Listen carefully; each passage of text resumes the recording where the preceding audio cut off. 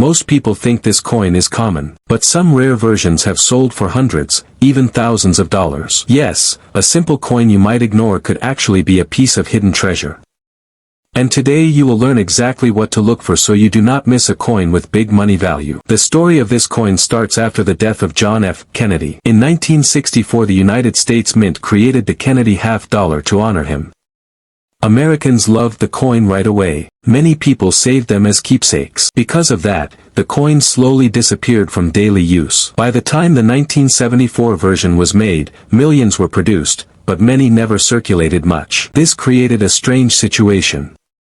Some coins stayed in great condition for decades, while others developed rare mint mistakes that collectors now hunt for. At first glance, the 1974 Kennedy $50 looks normal. On the front you see the face of President Kennedy looking left. Above his head is the word Liberty. Below his neck is the date 1974. On the back you see the American eagle with a shield, arrows, and an olive branch. Around it are the words United States of America and $50.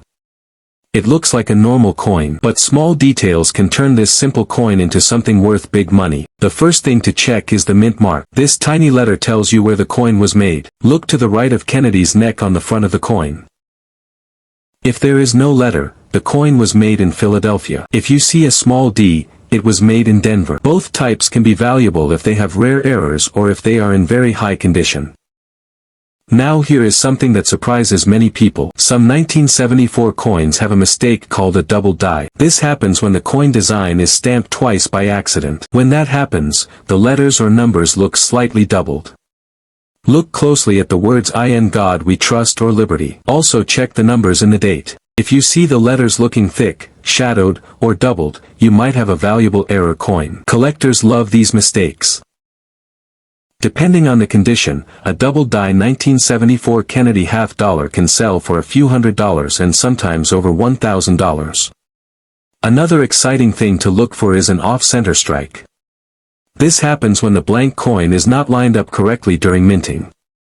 The design ends up shifted to one side. Part of the coin may look blank, and the design may appear cut off. If the date 1974 is still visible, collectors often pay strong money for these coins. Some off-center Kennedy $50s have sold for several $100s because they look unusual and rare. Now let's talk about condition, because this is where the value can really jump. Most coins were used in circulation. They got scratches, marks, and wear. But a few coins stayed almost perfect. Coin collectors grade coins on a scale from 1 to 70. A coin graded around MS67 or MS68 means it is nearly flawless. These coins are very hard to find because most were handled and used.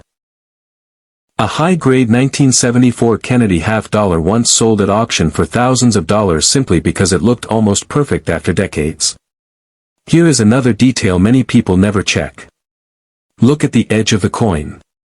The 1974 $50 is made with layers of metal. When you look at the edge you should see a thin copper-colored stripe between two silver-colored layers. That is normal.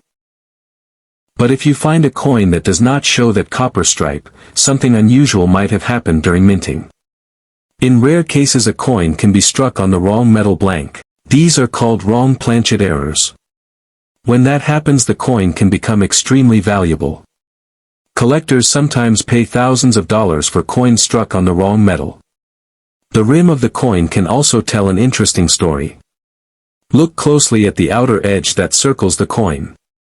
If the rim looks very wide or flat, the coin might be a broad strike error. This happens when the collar that shapes the coin fails during minting. Without the collar, the coin spreads out more than normal. Broad strike coins look a little strange, and collectors enjoy finding them.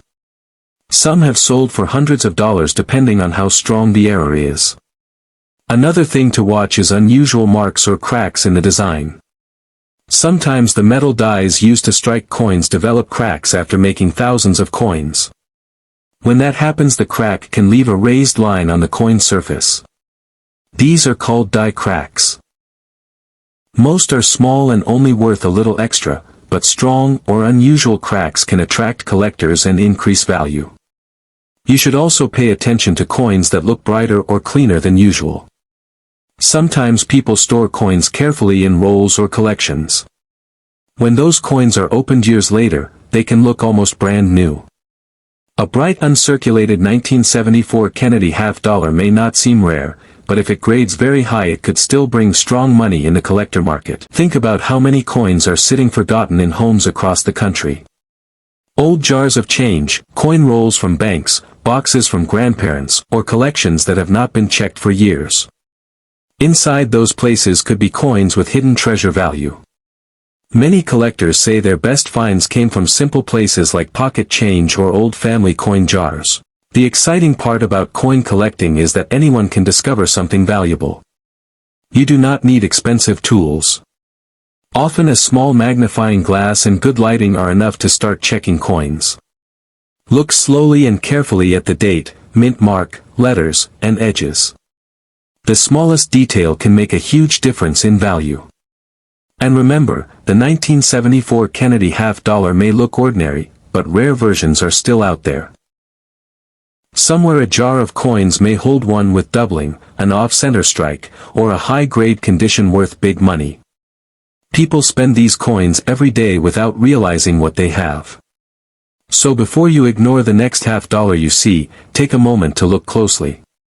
That single coin could turn out to be a hidden treasure with life-changing value. And the next time you search through old coins, keep your eyes open. Because the next rare discovery might already be waiting quietly in your pocket change.